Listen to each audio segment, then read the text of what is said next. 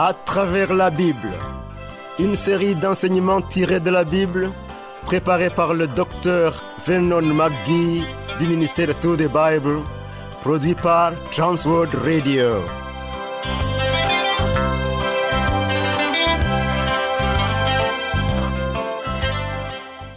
Réalisation Abdoulaye Sango, présentation Marcel Mondiou-Do. Bonne écoute à tous. Ton nom, Seigneur Jésus, divin Maître, est le baume, le parfum qui guérit.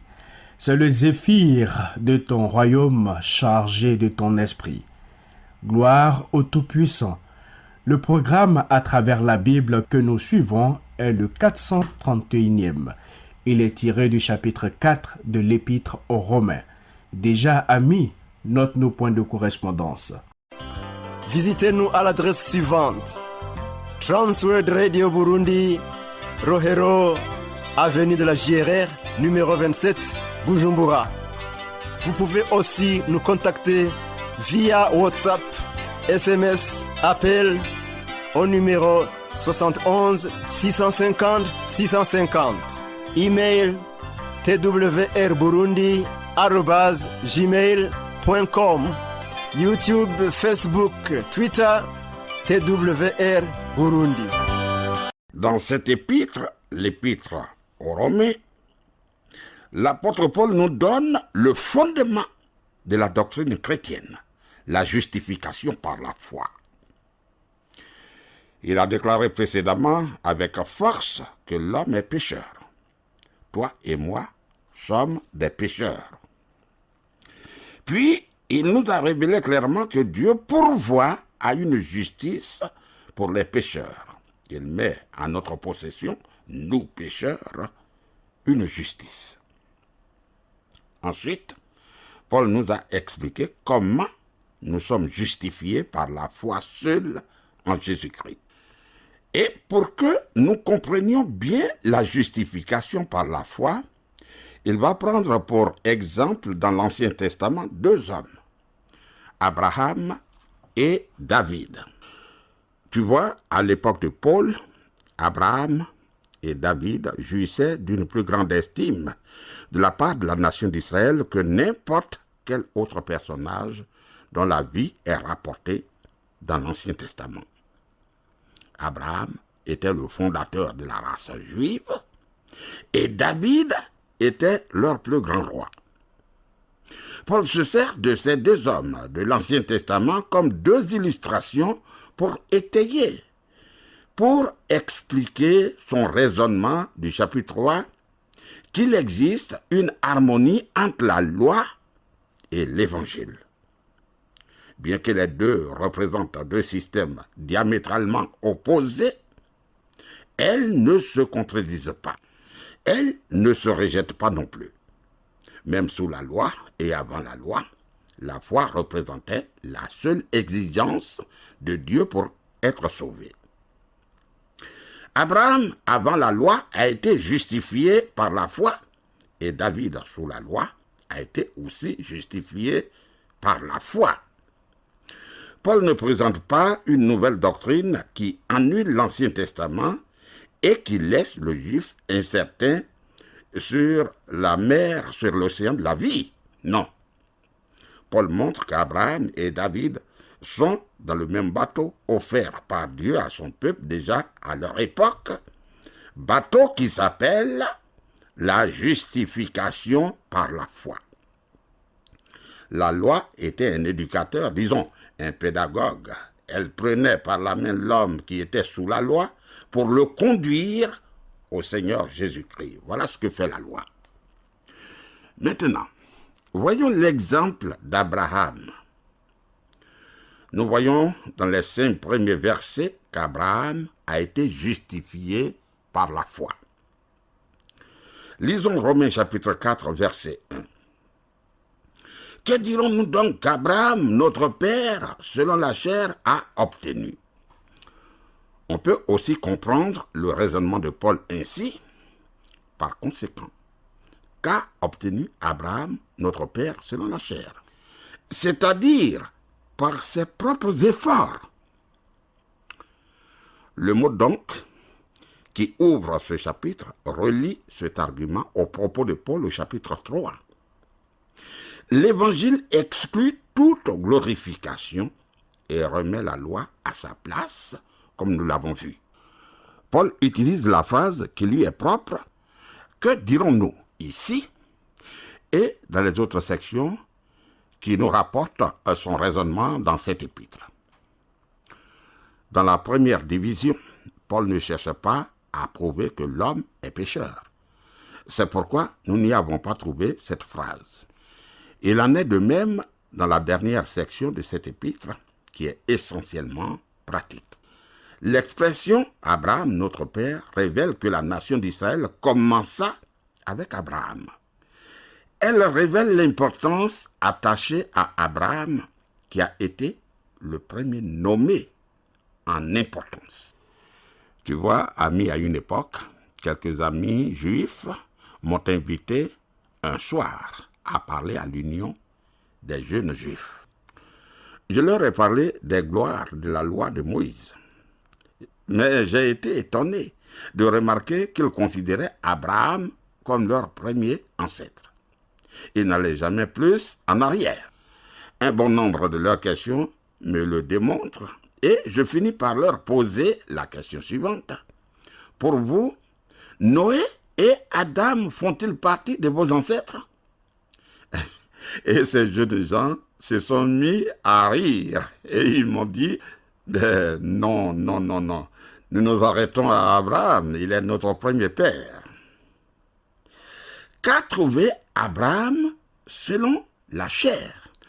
Abraham a découvert que ses œuvres selon la chair ne produisaient aucun moyen de se glorifier, mais au contraire, de la honte et beaucoup de confusion. Voici ce qu'entraînaient les œuvres d'Abraham. Il n'avait aucune raison de se glorifier. Mais comprends-moi bien, je crois qu'Abraham était un grand homme, et surtout par rapport à Lot. Il n'a pas accepté, par exemple, les récompenses des rois de Sodome et de Gomorrhe. Mais dans une autre section, Abraham n'a pas cru en Dieu. Il s'est enfui en Égypte. L'histoire de cette petite servante égyptienne et du fils qui lui est né n'est nullement un sujet dont Abraham pouvait se glorifier non plus, tu vois. Remarque maintenant la manière dont Paul développe ce sujet. Romains chapitre 4, verset 2. Si Abraham avait été justifié par les œuvres, il a sujet de se glorifier, mais non devant Dieu. Si Abraham avait été justifié, déclaré juste par les œuvres, c'est-à-dire par les œuvres de la chair, il a sujet de se glorifier, mais pas devant Dieu, pas devant le Seigneur. Il peut se glorifier en lui-même, mais il ne le peut pas devant le Seigneur. On a supposé qu'Abraham avait accompli de bonnes œuvres qui comptaient aux yeux de Dieu. Oui, en réalité, Abraham avait accompli un grand nombre de bonnes œuvres. Mais, fait étonnant, ces bonnes œuvres n'ont pas été à la base du salut, mais étaient la conséquence de son salut et le résultat de la justification par la foi. Tu vois, Jacques et Paul ne se sont pas contredits quand Jacques a déclaré « Abraham, notre père, ne fut-il pas justifié par les œuvres lorsqu'il offrit son fils Isaac sur l'autel ?» Vois Jacques 2, verset 21. Les œuvres mentionnées par Jacques ne sont pas les œuvres de la chair accomplies sous la loi, parce qu'Abraham n'était pas sous la loi. Il s'agissait des œuvres de la foi. Abraham croyait Dieu et il offrit Isaac. Mais est-ce qu'il a vraiment offert Isaac son fils? Isaac a-t-il été tué? Non. Dieu l'arrêta. Le Seigneur l'arrêta car il ne lui aurait jamais permis d'aller jusqu'au bout de son geste. Pourquoi? parce que tuer était un acte condamnable. Paul et Jacques citent le même verset. Abraham croyait Dieu et cela lui fut imputé à justice. Genèse 15, verset 6. Jacques 2, verset 23. Et puis Romains 4, verset 3. Mais Jacques se reporte à la fin de la vie d'Abraham, à l'époque où il a offert Isaac. Abraham agit sur la même base que le plus faible des pécheurs. Supposons qu'il ait eu des œuvres dont il pouvait se glorifier. Mais Abraham ne le pouvait devant Dieu. Parce que Dieu n'accepte pas les œuvres de la chair. Ces dernières ne peuvent tenir devant sa sainteté. De toute évidence, les œuvres d'Abraham étaient empreintes, étaient couvertes de péché. Romains chapitre 4, verset 3. Car, que dit l'Écriture? Abraham crut à Dieu et cela lui fut imputé à justice. Paul en appelle à l'Écriture comme l'autorité ultime. Il la personnifie même. L'Écriture est Dieu qui parle. Que dit l'Écriture? Il n'existe aucune autre autorité à laquelle il puisse se référer. La Bible est la parole de Dieu, car tout ce qu'elle dit, c'est Dieu qui le dit. Je souhaite qu'un grand nombre d'hommes qui se disent évangélistes croient vraiment en la parole de Dieu. La parole de Dieu, c'est Dieu qui parle, la Bible. Paul cite l'Ancien Testament de façon directe, environ 70 fois dans cet épître. Cette citation provient de Genèse 15, verset 6. Abraham eut confiance en l'Éternel qui le lui imputa à justice. L'apôtre dit, écoutez ce que dit la parole. Dieu vous parle dans sa parole. Oh, comme c'est extraordinaire. Cette promesse a été faite à Abraham à l'époque où il posa une question à Dieu. Seigneur éternel, que me donneras-tu? Je m'en vais sans enfant. Genèse 15, verset 2. Dieu ne lui a donné aucune assurance, si ce n'est la confirmation de la promesse que sa descendance serait aussi nombreuse que les étoiles. En d'autres termes, Abraham a cru simplement en Dieu. Il a pris la parole de Dieu au mot et il s'est confié en elle. La foi d'Abraham n'était pas un acte, mais une attitude. Tu vois, son cœur était uniquement tourné vers Dieu et sa promesse. Et seul Dieu a agi pour accomplir cette promesse. La foi n'était ni un acte mérité, ni un changement de personnalité ou de nature chez Abraham. Il a cru simplement que Dieu allait accomplir ce qu'il avait promis. Toutes les familles de la terre seront bénies en toi. Genèse 12, verset 3. Cela lui fut imputé à justice. Dieu l'a mis à son compte. Abraham n'avait aucune justice en lui-même, mais lorsqu'il a cru, Dieu le lui a imputé à justice. Romains 4, versets 4 et 5. Or, à celui qui fait une œuvre, le salaire est imputé, non comme une grâce, mais comme une chose due. Et à celui qui ne fait point d'œuvre, mais qui croit en celui qui justifie l'impie, sa foi lui est imputée à justice. Voilà, c'est une règle générale. Un ouvrier reçoit un salaire pour le travail accompli. On reçoit une certaine somme d'argent pour une heure de travail ou pour l'accomplissement d'une tâche particulière. Évidemment, Abraham n'était pas un ouvrier, car il n'a pas gagné ce qu'il a reçu. Son salaire lui a été donné comme une faveur non méritée par la grâce de Dieu, et il a cru en Dieu. À celui qui ne fait point d'œuvre, amis, on ne peut rien accomplir qui puisse mériter le salut. Je répète qu'on ne peut rien accomplir qui puisse mériter le salut, mais tu crois en Dieu qui déclare juste les impies. Les injustes sont la seule catégorie de personnes que Dieu sauve. Quelqu'un dira, tu veux dire qu'il ne sauve pas ceux qui sont bons? Mais veux-tu bien me citer un homme bon? Dieu sauvera tout homme qui est bon.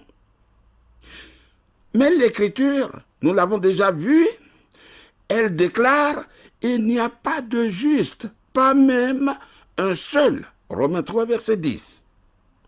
Le salut s'accomplit selon le critère de Dieu, pas selon le mien ou le tien. Si tu veux citer quelqu'un qui est bon, tu feras de Dieu un menteur. Es-tu prêt à prendre ce risque? Et de plus, il te faudra prouver ton fait. Sa foi lui est imputée à justice. La foi constitue la seule condition. Dieu accepte la foi, mais pas les œuvres. La foi ne comporte aucun mérite et c'est le seul et unique moyen de recevoir ce que Dieu offre gratuitement. La foi honore, la foi glorifie Dieu et donne à l'homme la justice. La foi honore Dieu et donne à l'homme la justice. Je le répète.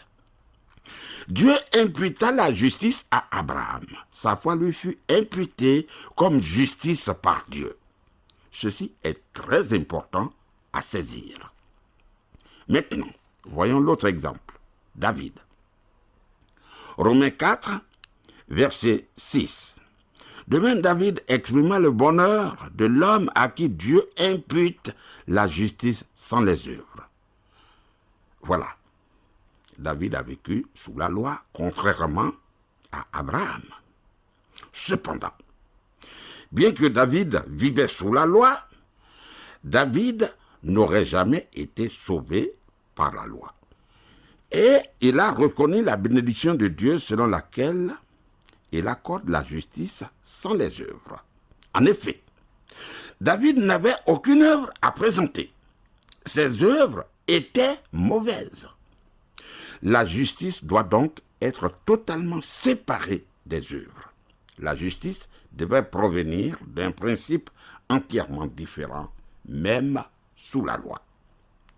Romains chapitre 4, verset 7. Heureux ceux dont les iniquités sont pardonnées et dont les péchés sont couverts. C'est une citation directe du psaume 32, versets 1 et 2. Il s'agit d'un des plus grands psaumes de repentance de David. L'autre est le psaume 51. Ces versets sont le résultat du grand péché de David, puis de sa confession et du rétablissement qui a suivi. Heureux ceux dont les iniquités sont pardonnées. Fais-tu partie aujourd'hui de ces heureux? Je suis heureux, moi, de me classer dans cette catégorie. Heureux exprime la joie glorieuse et merveilleuse de celui dont les péchés sont pardonnés. C'est la plus importante des affirmations et David le savait par expérience. Oui, les iniquités représentent le désordre et le dérèglement. David a transgressé la loi de façon délibérée, volontaire. Il ne l'a pas fait par ignorance. Il savait ce qu'il faisait. Et il l'a fait. Mais il a obtenu le pardon. L'expression « sont pardonnés » signifie une rémission totale et définitive des péchés. L'Évangile nous parle de la tendresse de Dieu qui prend le pécheur dans ses bras d'amour et le reçoit avec affection. Ses péchés sont couverts. Oui, comment? Parce que Jésus-Christ est mort et a versé son sang, cher ami. Romains chapitre 4, verset 8. Heureux l'homme à qui le Seigneur n'impute pas son péché. En d'autres termes, celui à qui le Seigneur efface les péchés est joyeux. Il est heureux. David était un grand pécheur, mais Dieu a enlevé son péché comme le prophète Nathan l'en a informé. Il dit, « L'Éternel pardonne ton péché, tu ne mourras point. » C'est écrit en 2 Samuel chapitre 12, verset 13. Néanmoins, David a été châtié. Oui, David a fixé lui-même son châtiment lorsqu'il a réagi au récit de Nathan concernant le riche qui s'emparait de la brebis du pauvre. Il a dit, « Et il rendra 4 brebis pour avoir commis cette action et pour avoir été sans pitié. » C'est écrit en 2 Samuel 12, verset 6. Tu vois, 4 des enfants de David ont été tués. L'enfant de Bathsheba, Amnon son premier-né, Absalom et puis Adonijah. Amis, le chagrin a couvert, le chagrin a empoisonné toute l'existence du roi David. La culpabilité de David ne lui a jamais été imputée car un autre l'a porté à sa place. Rien d'étonnant à ce qu'il pouvait dire « Heureux l'homme à qui le Seigneur n'impute pas son péché. » Abraham justifié par la foi. Lisons Romains chapitre 4, verset 9. Ce bonheur n'est-il que pour les circoncis ou est-il également pour les incirconcis? Car nous disons que la foi fut imputée à justice à Abraham. Voilà, l'apôtre revient maintenant à Abraham pour montrer que la justification est pour toutes les nations.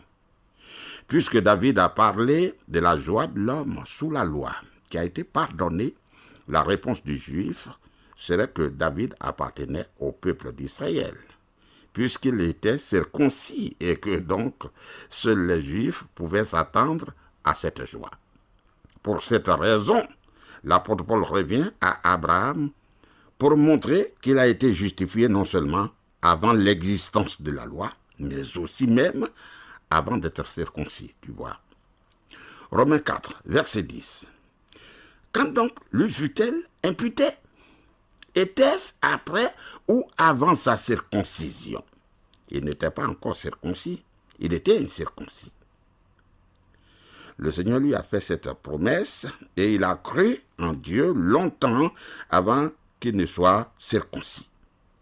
Abraham a cru tout simplement en la parole de Dieu. Romains 4, versets 11 à 13. Et il reçut le signe de la circoncision comme sceau de la justice qu'il avait obtenu par la foi quand il était incirconcis, afin d'être le père de tous les incirconcis qui croient, pour que la justice lui soit aussi imputée. Et le père des circoncis, qui ne sont pas seulement circoncis, mais encore qui marchent sur les traces de la foi de notre père Abraham quand il était incirconcis.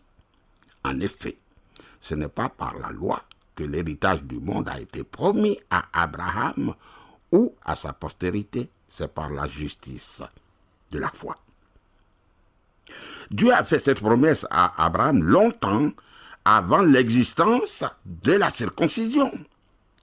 Abraham a cru seulement en Dieu sans plus. Romains chapitre 4, versets 14 à 16.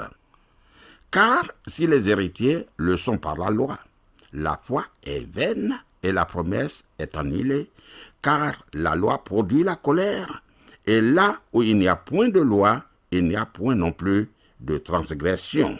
C'est pourquoi les héritiers le sont par la foi, pour que ce soit par la grâce. Vois-tu, Dieu a sauvé Abraham par la foi seule. Oui, par la foi seule. Maintenant, remarque ici une autre précision. Abraham a été justifié en réalité par la foi en la résurrection. Romains chapitre 4, verset 19. Et sans faiblir dans la foi, il ne considéra point que son corps était déjà usé, puisqu'il avait près de 100 ans et que Sarah n'était plus en état d'avoir des enfants. Vois-tu, la foi ne comporte en elle-même aucun mérite. Abraham ne pouvait placer sa foi en rien d'autre, en rien de ce qu'il pressentait ou voyait, en rien. Tout ce qu'il a fait était de croire en Dieu. C'est très important. Romains 4, verset 20. Il ne douta point par incrédulité au sujet de la promesse de Dieu, mais il fut fortifié par la foi, donnant gloire à Dieu. Abraham a détourné les yeux de toutes les circonstances qui l'entouraient pour les porter sur la promesse. Il a cru à cette promesse malgré la contradiction des circonstances. Romains chapitre 4, verset 21. Et ayant la pleine conviction que ce qu'il promet, il peut aussi l'accomplir. Verset 22. C'est pourquoi cela lui fut imputé à justice. Romains chapitre 4, verset 23 à 25. Mais ce n'est pas à cause de lui seul qu'il est écrit que cela lui fut imputé. C'est encore à cause de nous, à qui cela sera imputé, à nous qui croyons en celui qui a ressuscité des morts, Jésus notre Seigneur, qui a été livré pour nos offenses et est ressuscité pour notre justification.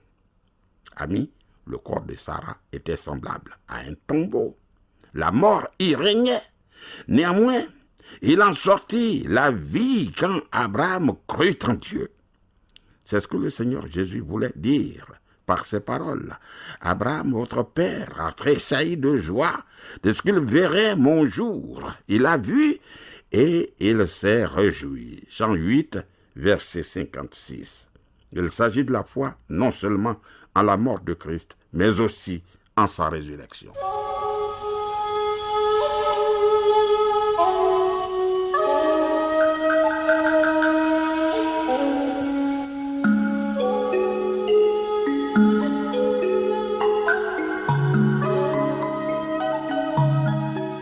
Que le Seigneur soit avec toi et qu'il te bénisse. À bientôt. Pour réécouter les programmes, rendez-vous sur le site web de À travers la Bible, ttb.twr.org. Cliquez sur les langues en haut à gauche et sélectionnez la langue française. Vous pouvez écouter les programmes d'aujourd'hui ou même des programmes antérieurs sur le site web ttb.twr.org. Pour réécouter les programmes, rendez-vous sur le site web de À travers la Bible, ttb.twr.org. Cliquez sur les langues en haut à gauche et sélectionnez la langue française. Vous pouvez écouter les programmes d'aujourd'hui ou même des programmes antérieurs sur le site web ttb.twr.org.